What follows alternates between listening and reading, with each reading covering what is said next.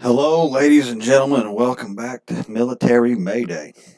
Around here, we're trying to point out a few pieces on the chessboard. We've got some more pieces, got a bunch more pawns coming in.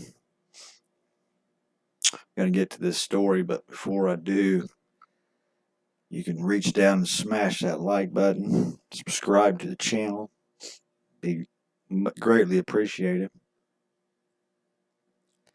Now, ladies and gentlemen, we're sending more of our people over there, more of our aircrafts, carriers, more units. U.S. sending sailors, Marines towards Israel. Defense officials say, I wonder if these are advisors and medics like the other 2,000 were. The United States is sending an amphibious task force of thousands of U.S. sailors and Marines towards Israel, where they will be positioned aboard a warship in case the conflict there with Hamas expands. Two defense officials speaking on the condition of anonymity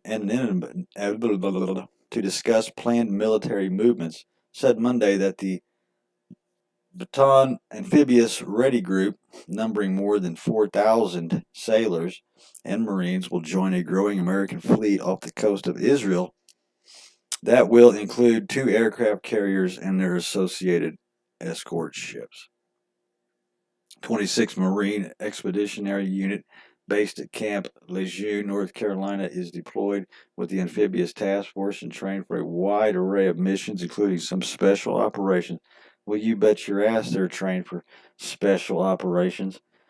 The USS Bataan and the USS Carter Hall, 2 of the warships carrying personnel from the unit, were in the Gulf of Oman on Monday, having left Kuwait recently after Hamas' unprecedented cross-border attack on Israel on the 7th.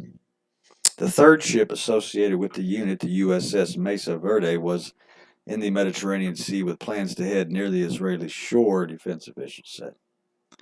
The deployment in the latest show of Washington's support for Israel, where 1,400 people were killed, 4,100 injured.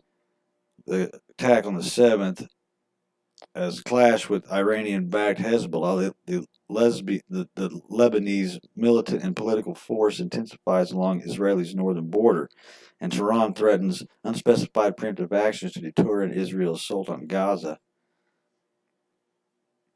Mid-East teeters on the brink of wider war as Iran ponders its options. Israel, which declared war on Hamas in Gaza and has been bombarding the enclave with airstrikes, is now preparing to launch a hard-hitting offensive.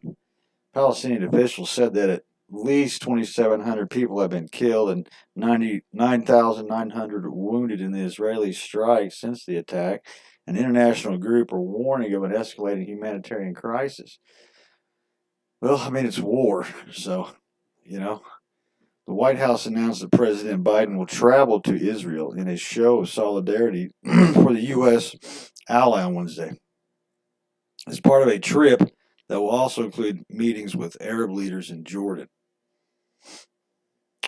National Security Council spokesman John Kirby told reporters last week that the United States has no intention to put U.S. boots on the ground. Yeah, well, that's looking like another lie.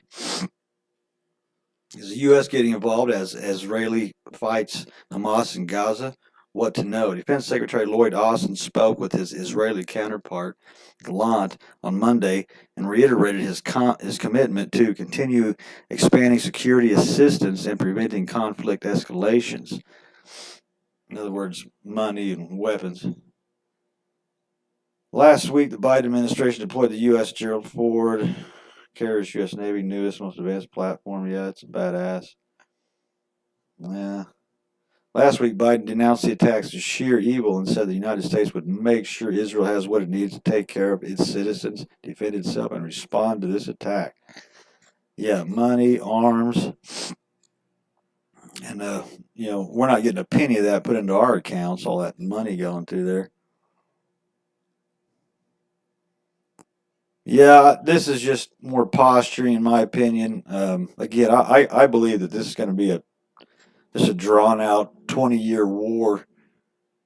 I don't even think they're going to get to the nukes. If they do, it'll be false flag nukes, very limited, and it'll just to get the country boys out of their bunkers to go kill Russians, basically, is kind of my opinion on all that. But anyway, toodaloo.